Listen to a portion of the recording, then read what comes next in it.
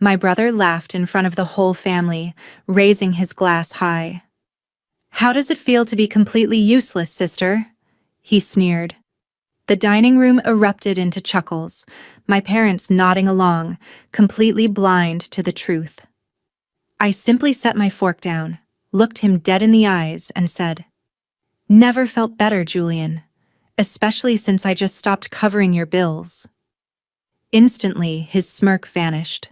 The color completely drained from his face, and his glass hovered mid-air.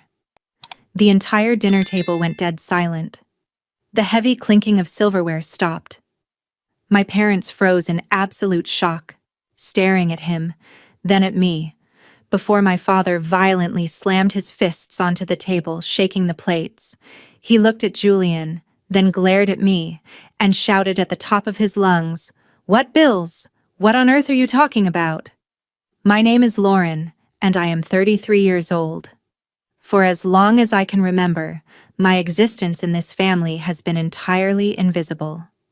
My younger brother Julian, who is 30, has always been the golden child. He could do absolutely no wrong in the eyes of our parents.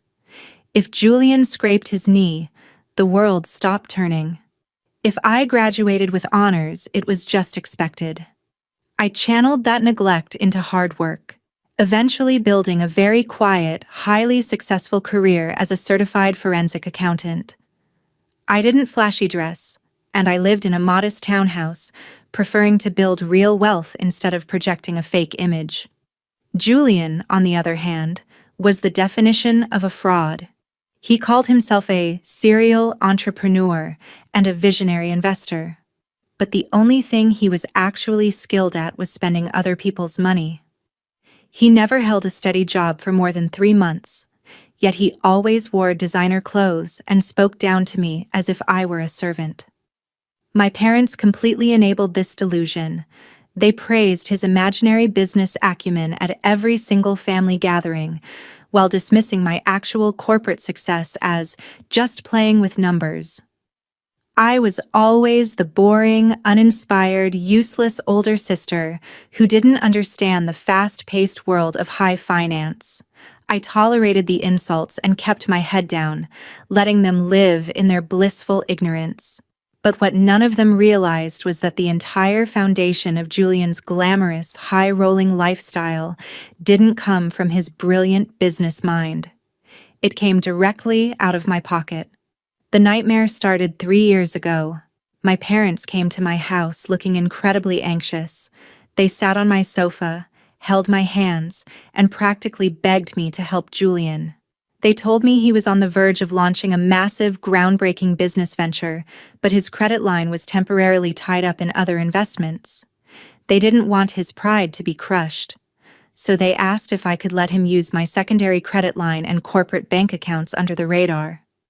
Julian promised me, with tears in his eyes, that he would pay back every single cent monthly before the billing cycles closed. Against my better judgment and solely out of love for my parents, I agreed to the secret arrangement. But Julian never had any intention of paying me back.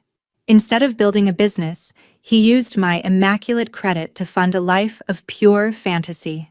He leased a brand new luxury sports car, bought VIP tickets to exclusive clubs, and went on 5-star vacations, all while charging it directly to my accounts.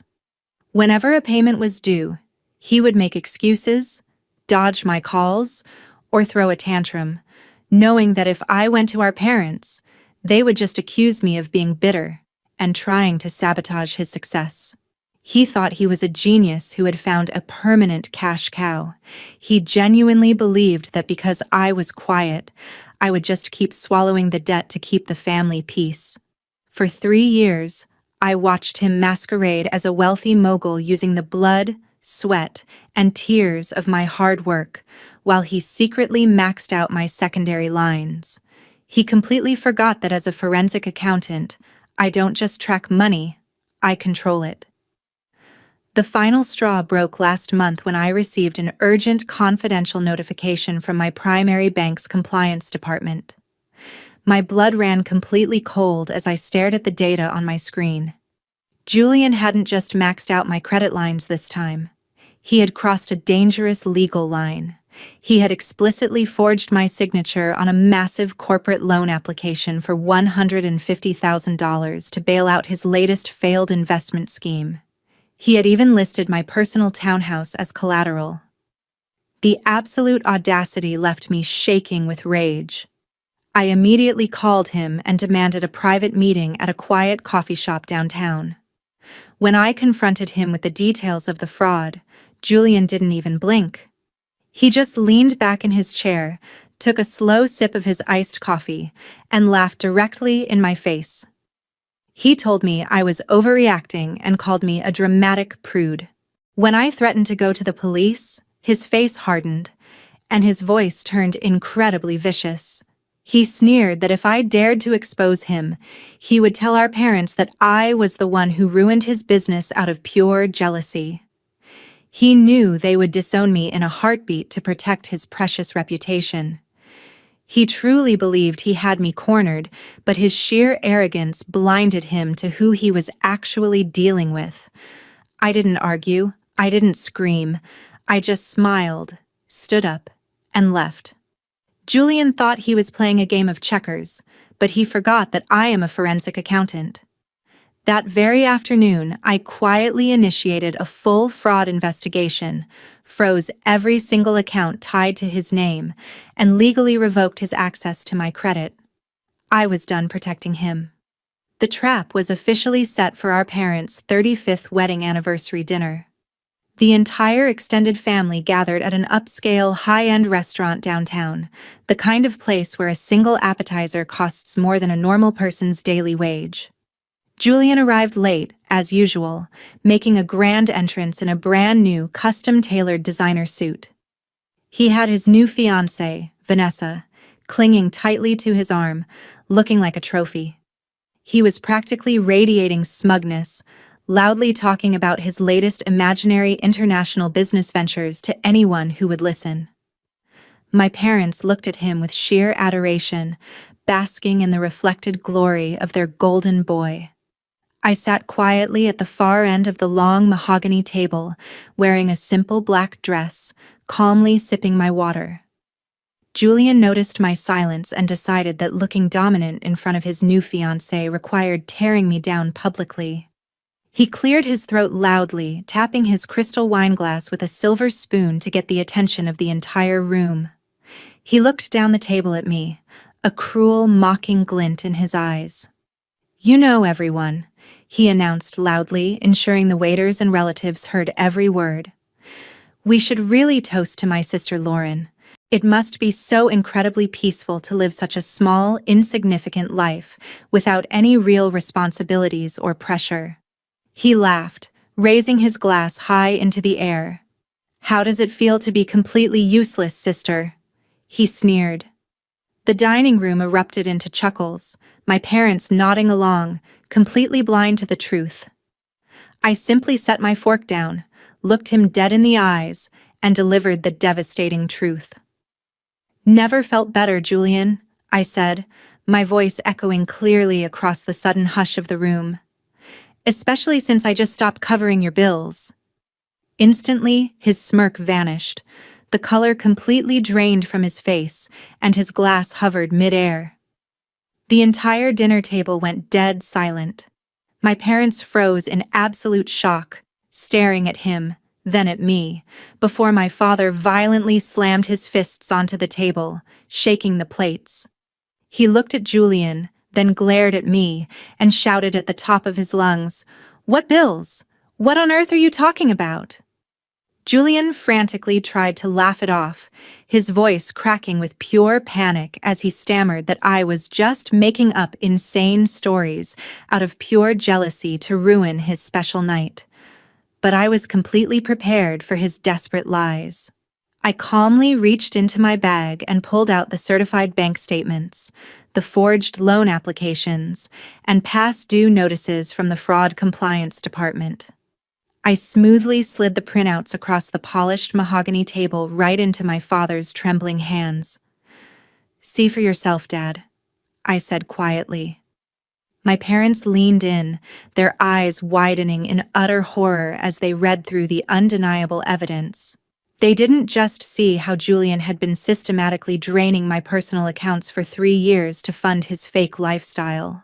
They saw where he had illegally used their own names and retirement accounts as secondary collateral for his latest failed schemes. Julian sat there, completely paralyzed, as the entire elaborate structure of his deceptive golden child illusion crumbled to pieces right in front of the family. Absolute chaos erupted across the restaurant's private dining room. Vanessa, Julian's fiancée, stared at the proof in sheer disgust, her face twisting in realization. She slowly pulled her hand away from Julian, slipped off her diamond engagement ring, and slammed it onto the table. "You are a pathetic fraud," she hissed, standing up and walking out of the restaurant without looking back. Julian tried to chase after her, but my father stood up, his face purple with pure rage, and grabbed Julian by the collar of his expensive designer suit. My mother broke down into frantic tears, realizing their retirement savings were completely frozen due to Julian's reckless financial identity theft. Julian fell to his knees on the carpet, weeping openly and begging me to reverse the fraud report. He whimpered that prison would destroy him and pleaded with me to think about the family, but I looked down at him with nothing but cold indifference. I stood up, smoothly adjusted my black dress, and picked up my purse. "You should have thought about the family before you decided to steal from us, Julian," I said calmly. I turned to my stunned parents and told them that the bank's legal investigators and the local police detectives would be contacting them first thing in the morning to sort out the collateral mess. As I walked out into the cool night air, leaving the screaming behind me, the suffocating weight of being the invisible sister completely vanished. I was finally free. 3 months later, my life has completely transformed. I permanently cut off my toxic family, cleared my immaculate credit score, and moved to a beautiful high-rise apartment downtown. Julian's fake world completely vanished. He was formally prosecuted for financial fraud, received a suspended sentence with heavy probation, and is now working a grueling minimum wage job just to pay off his massive debts. My parents had to downsize their home to cover their legal liabilities, finally learning the true cost of enabling a monster. Now, I am deeply curious about all of you who listened to my story. What would you have done if you were in my shoes? Would you have protected your own brother to save your family's reputation? Or did I do the right thing by letting him fall? Comment below with your honest thoughts, and please let me know what city you are watching from so I can see how far my story has reached.